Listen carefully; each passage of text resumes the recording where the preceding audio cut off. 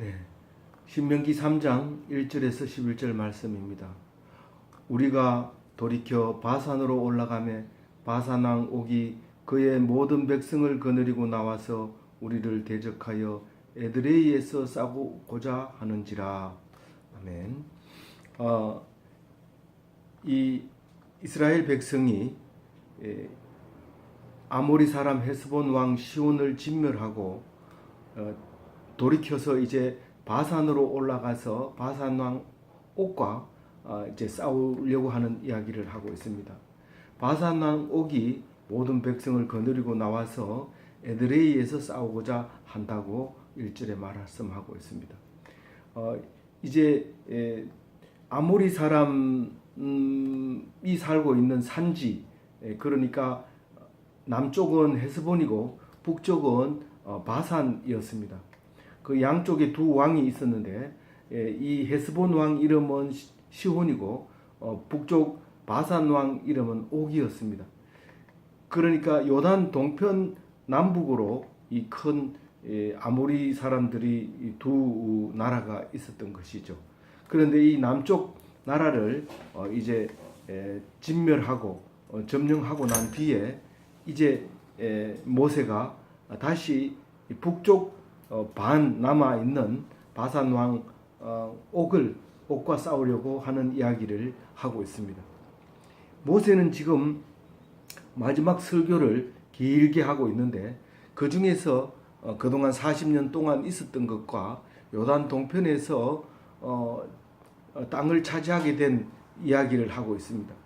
그 이야기를 하면서 하나님의 은혜와 하나님의 뜻하신 바와 하나님께서 역사하시고 계시는 것들을 설교함으로써 이제 하나님을 정식으로 알고 가나안 땅에 들어가서 잊지 않고 하나님의 백성으로서 살아갈 수 있도록 설교를 합니다. 출애굽 1세들은 두려움과 또 편안한 이집트에서 살았던 생활이 몸에 젖어 있어서 힘들었는데 40년 동안에 거의 다 죽고 2세들이 살아남아서 이제 전쟁을 하고 이제 북쪽에 있는 바산만 옥까지도 이제 다 이기게 됩니다. 다 이기고 나서 이제 설교하고 있을 때 이 이야기를 돌이키는 것이죠. 그 사람들이 대치하고 있을 때 모세에게 하나님이 찾아오셔서 두려워하지 말라고 이야기를 합니다. 2절에 이렇게 얘기합니다. 그를 두려워하지 말라. 내가 그와 그의 모든 백성과 그의 땅을 내 손에 넘겼으니 네가 헤스본에 거주하던 아모리 족속의 왕 시온에게 행한 것 같이 그에게도 행할 것이라. 그렇게 말씀하십니다. 그러니까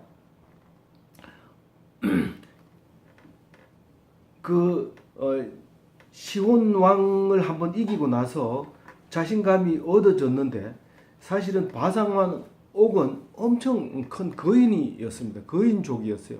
여기 11절에 보면 마지막 남은 거인이라고 얘기를 하고 있습니다. 르바인 족속의 남은 자는 바산 왕 옥뿐이었으며 이렇게 얘기합니다. 다시 말해서 바산 왕 옥을 처부숨으로 말미암아 거인족은 이제 없다라고 이제 이렇게 메모하고 있습니다. 그러나 사실 나중에 보면 이제 사사기를 지나서 다윗이 왕이 됐을 때 왕이 되기 전에 다윗이 왕으로 등극할 즈음에 이 거인이 한 사람이 나오는데 그 사람이 이제 골리앗이죠. 잘 알고 있는 그런 걸로 보면 마지막은 아니지만 마지막 걸림돌이었던 것이 아니었는가. 그래서 이렇게 11절과 같이 표현하지 않았나 그렇게 생각을 합니다. 그래서 이 2절과 같이 말씀을 하실 때에 그 땅은 이 바산이라고 하는 큰 넓은 땅이지만 전쟁은 에드레이에서 싸우고 있게 됩니다. 전쟁하려고 딱 나왔을 때 하나님께서 그냥 두시지 아니하고 모세에게 자신감을 불어넣어 주면서 두려워하지 말라고 합니다. 이미 이겼던 싸움인데 지금은 이제 두려워하지 말고 성실하게 착실하게 하나님 말씀을 들으면서 그 귀담아 가지고 가면 됩니다. 그런데 하나님 말씀을 안 들으면 어떤 일이 생길까요? 불안해지고 두려워해지고 그 다음에 쓸데없이 우울해지고 그렇게 되는 것이죠.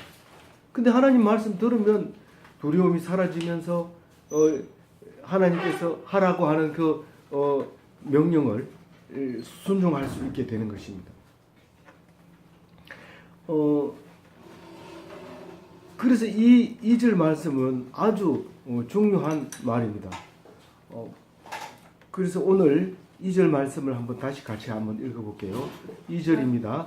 여호와께서 내게 이르시되 그를 두려워하지 말라. 내가 그와 그의 모든 백성과 그의 땅을 내 손에 넘겼으니 내가 헤스본에 거주하던 아모리 족속의 왕 시온에게 행한 것과 같이 그에게도 행할 것이니라 하시고. 그러니까 이미 이겨놓은 싸움은 빅토리 데이, V데이입니다. 근데 이제 싸움이 시작되면 D-데이라고 해요. 그래서 D-데이와 V-데이 사이를 사는 것이 우리 기독교인의 삶입니다. 이미 이겨진 싸움을 싸울 때는 어떻게 싸워야 됩니까? 겁내지 말고 두려워하지 말고 그리고 그래도 최선을 다해서 어떤 뜻을 가지고 있는지 하나님의 말씀을 귀담아 들으면서 그렇게 긴장되면서 살아가야 되죠.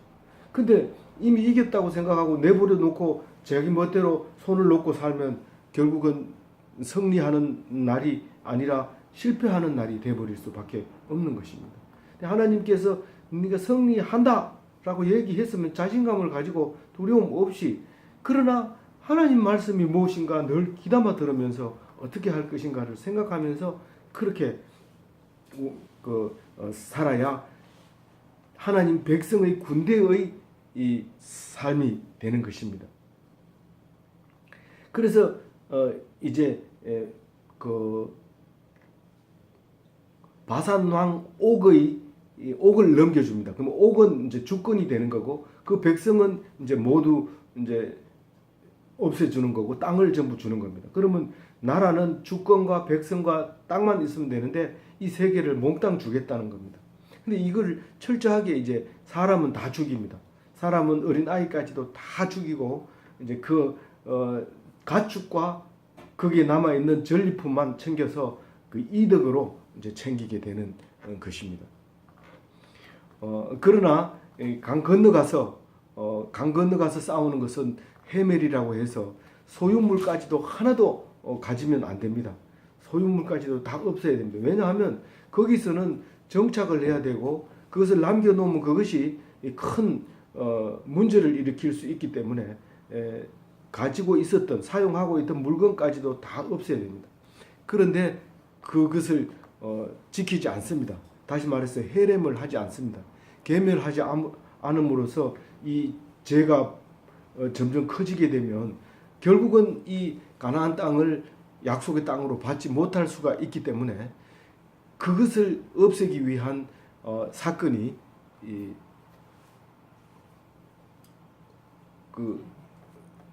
무슨 사건이죠? 아간의 사건이 되게 됩니다.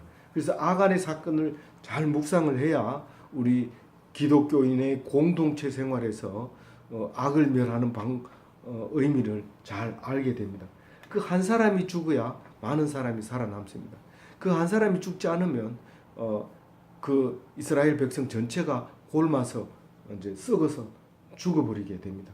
근데 그 한 사람을 제거함으로써 그 상처가 낫게 되고 그렇게 되는 사건이 아간의 사건이 됩니다.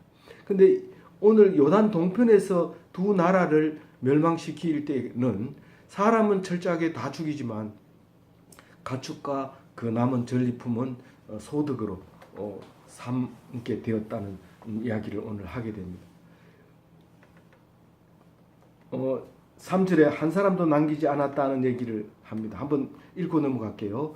우리 하나님 여호와께서 바산 왕 옥과 그의 모든 백성을 우리 손에 넘기심에 우리가 그들을 쳐서 한 사람도 남기지 아니하였느니라. 그리고 그때 빼앗은 성읍의 숫자가 이제 4절에 나옵니다. 60성읍이라고 하고 그 지방 이름을 아르곱과 바산 이 두 지명을 이야기하면서 그 옥이 다스리고 있었던 나라의 그 지역을 이야기합니다. 한번 읽고 넘어갑니다.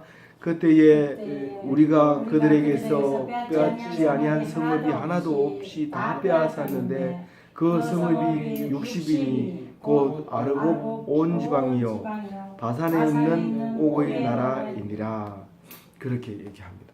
이 바산은 지금 골란 고원과 같이 그 높은 지역이었는데 그 헤르몬 산에서부터 이쪽 그 길르앗까지 이 넓은 지역입니다. 그 지역까지 전부 이제 차지하게 됩니다. 그리고 그 성 중에서는 이제 튼튼한 성도 있고 성도 없이 그냥 고을의 골짜기에 몇 집 있는 이런 이제 동네도 있고 이제 그랬는데 그것을 이제 기술하고 있죠. 5절 읽어볼게요.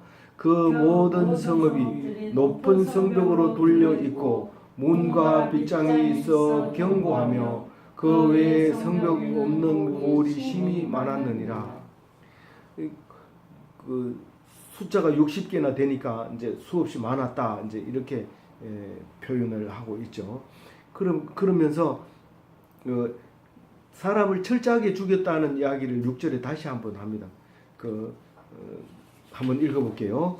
우리가 헤스본 왕 시온에게 행한 것 같이 그 성읍들을 멸망시키되 각 성읍의 남녀와 유아를 멸망시켰으나 우리 문화에서는 남녀노소 이렇게 말해야 되는데 남녀는 들어갔는데 소는 들어가고 노는 모릅니다. 근데 노는 없습니다. 그냥 남자와 여자 이러면 다 되는데 그 어릴 때는 남자인지 여자인지 구분이 안 되기 때문에 이것은 유아로 따로 묶어서 남녀 유아 이러면 우리 동방에서 얘기하는 남녀노소가 다 되는 겁니다. 그 누구든지 다 사람이라고 호흡하는 사람은 다 죽인 거예요. 그 헤스본 왕 시온에 도 그렇게 했고 또 바산 왕 옥 나라도 그렇게 했다는 것입니다. 그리고 7절에는 이제 소유물을 이제 소득으로 삼았다는 이야기가 나옵니다. 7절 읽어봅니다.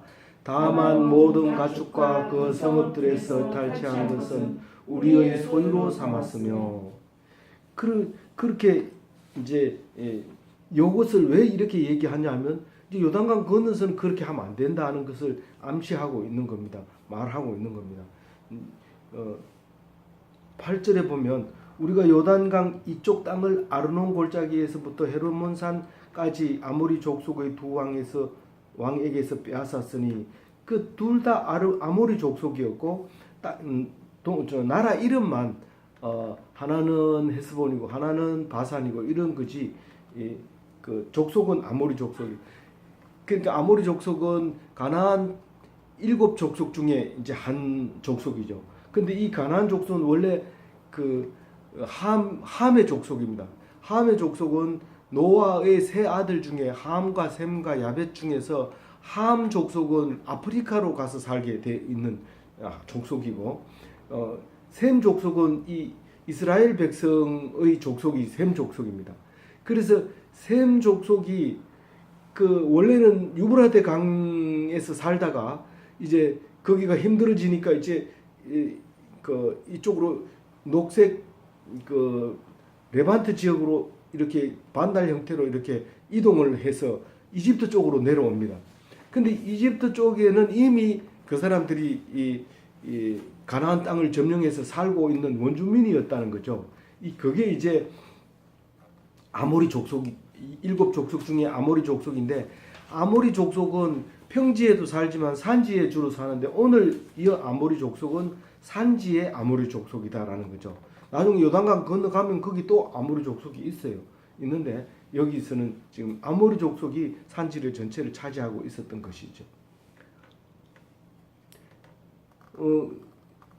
그래서 그 넓은 지역을 지금 8절에서 이야기를 하고 있는데 제일 높은 곳은 헤르몬산, 제일 이제 아래쪽은 아르논 골짜기, 그 아르라고 하는 동네가 있는데, 그가 그 암몬이 살고 있고, 또 여기는 그 모압이 살고 있고, 그 밑에는 에돔이 살고 있고, 이 세 나라는 이 이스라엘의 형제 나라. 다시 말해서 무슨 족속이죠? 셈 족속들이 살고 있었던 거고, 여기는 이제 그 함 족속들이 살고 있었기 때문에 그것을 이제 차지하게 되는 것이죠. 그 얘기를 하면서 헤르몬 구절은 이제 가로쳐서 해놓은 거는 이제 보완 설명을 해주는 거예요. 이게 모세가 쓴 것이라기보다는 이제 나중에 보완해서 넣은 성경이라고 생각하면 돼요.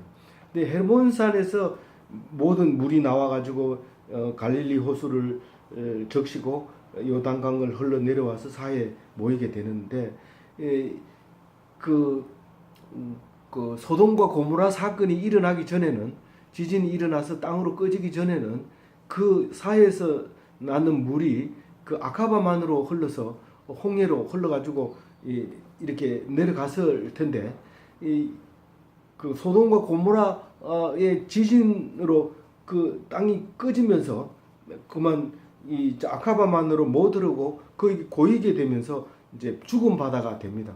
그러나 1200년 전도의 메드바에 있는 모자이크 그림에 보면 사해는 죽은 바다가 아니라 거기서 고기 잡는 배의 그림이 나옵니다. 다시 말해서 그때까지만 해도 아직 고기가 살고 있었다는 거죠.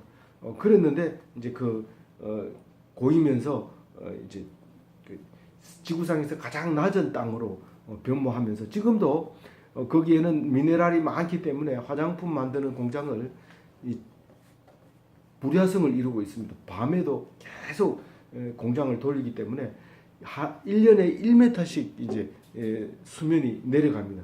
그래서 지금 거기에 해양 수영하러 온 사람들이 을 위하여 그 방갈로를 지어놨는데, 1년에 1m씩 내려가니까 지금 가면 그 방갈로가 저기 높은 곳에 있게 됩니다. 그래서 해마다 이거를 내려가면서 계속 짓게 되는 그런 현상이 지금 보여지고 있는데요. 그런 그 헤르몬산, 그러니까 그 중동 지방의 그 물의 원천이 헤르몬산에서 시작이 되고요. 그 다음에 거기서 쭉 내려온 그 전 지역을 이제 말하고 있는 것이죠. 그거를 헤르몬, 지금 그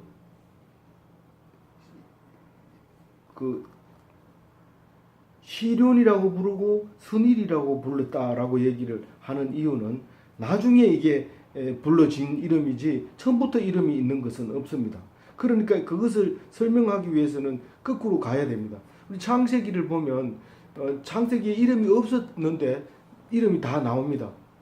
그 이름을 누가 지었을까? 나중에 이름 지었는 그 근원이 나오는데, 그 사건은 훨씬 뒤에 있었는데 이미 이름은 앞에 갖다가 땡겨다가 쓰는 겁니다.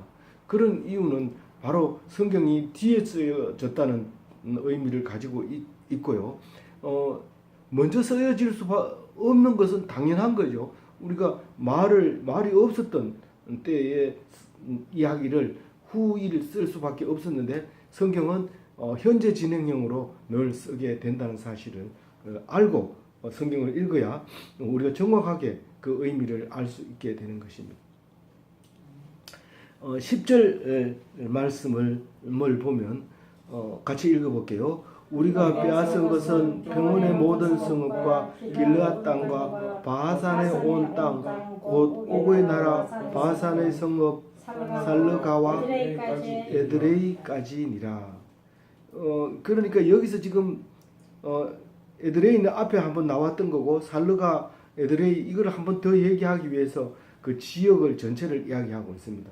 이 길르앗, 바산, 살르가, 에드레이, 이거는 사실은 우리는 지금 뭐 그렇게 알 필요도 없습니다. 정확하지 않습니다. 사실은 이것을 정확하게 해놓았으면 어떤 일이 생기냐면 지금 요르단이라고 하는 나라가 지금 이스라엘이라고 하는 나라에게 다 빼앗기고 말 겁니다.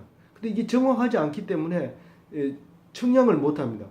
지금 이스라엘이 차지하고 있는 이 땅은 2차 대전 끝나고 전 세계에 흩어져 있는 그 유대인들이 모여서 그 땅을 청량하고 그 땅을 다 차지하게 된 겁니다.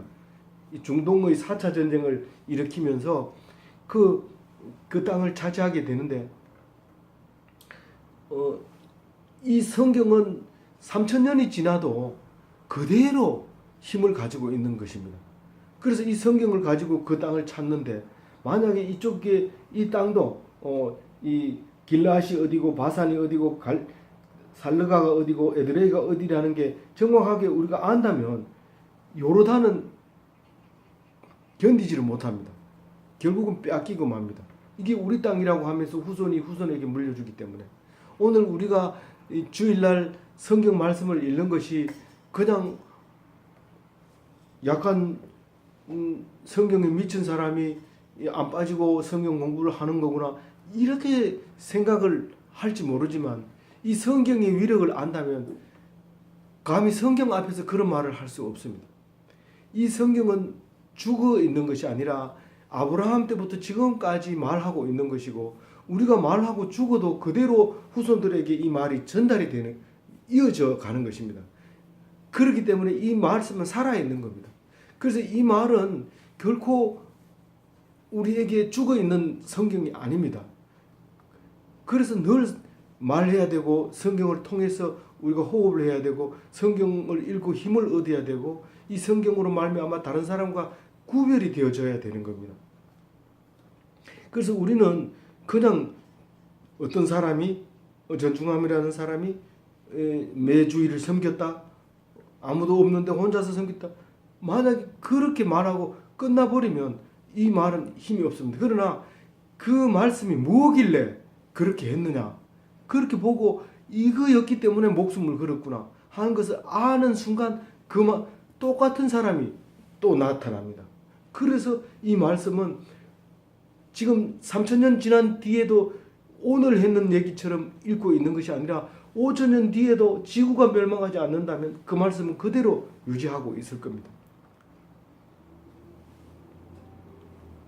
우리가 오늘 예배 한번 드린다는 게 얼마나 하나님께서 큰 축복인지 믿으시기를 바랍니다. 11절에 이것도 보조로 이제 말씀하고 있는데요. 이 르바임 족속은 이 말은 르바임은 거인족이었다라는 것을 얘기하고 있어요. 이 앞에 얘기를 했어요. 암몬 족속 얘기할 때 이 르바임 족속을 얘기했어요. 그 거인들이 살고 있는 걸 쫓아냈다.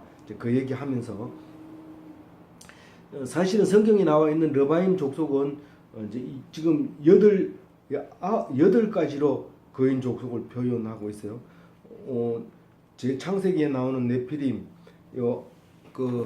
이 앞에 암몬 족속 얘기할 때 아낙 자손, 그 다음에 오늘 또 말하고 있는 르바임, 그 다음에 나중에 이제 다윗 왕이 물리친 골리앗, 그 다음에 에밈, 삼순밈, 이스비브녹, 오늘 얘기하고 있는 옥, 이런 사람들은 전부 거인족이었다고 하는 겁니다. 근데 이 거인족이 이 남은 자가 바산 왕 옥분이었다고 얘기를 하는데 그 마지막 왕을 죽였는데 침상은 아직도 남아 있다는 거예요. 이 아직도라는 말은 이 성경을 쓴 때였겠지만 이 성경이 그러면 바벨론 포로 갔다 와가지고 썼다면 그때 있었느냐 그런 뜻이 아니고 그 전에 이렇게 기록이 되어 있었는데 모세가 쓰는 것으로 표현하자면 아직 요단강 건너기 전에를 얘기하고 있을 겁니다. 그래서 그 철침상이 재면은 9규빗이고 너비가 4규빗이라 했는데 이게 밑으로 재면은 4.5cm, 4.5m, 2m 큰 방만한 작은 방만한 이렇게 침상이 있죠. 그게 이제 옥이 잠자던 침상이다. 철로 만드는 거다. 나무로 만들면 견디지를 못해서 쇠로 만들었다. 이제 이런 의미로 이제 얘기하고 있습니다. 그 옥을 쳐부수면서 그 거인족을 이스라엘 백성이 쳐부수고 땅을 차지했다. 그 얘기를 하려고 오늘 하고 있는 겁니다. 오늘 말씀 중에서 2절 말씀을 다시 한번 생각해 봅니다. 우리는 이미 이겼다. 그러니까 지금 싸울 때 두려워하지 말아라. 만약에 이긴 싸움을 자꾸 두려워하면 어떤 문제가 생길까요? 그거는 큰 죄를 짓는 것입니다. 그래서 이게 명령인데 두려운데 어떻게 해요? 그래 두려워하지 말라고 하는 것은 두려움이 생기기 때문에 하는 말이기 때문에 그 명령을 잘 들어야 된다. 그래서 두려움으로 인해서 생기는 것을 절대로 나타내지 말아라. 이제 그 얘기를 하는 거죠. 기죽지 말아라는 거죠. 하나님만 믿고 힘차게 용기 있게 그냥 들어앉아 있지 말고 나가라. 그런 얘기입니다. 아무쪼록 우리가 기독교인은 이미 승리를 약속한 우리가 전쟁이 시작되어서 살고 있는 삶입니다.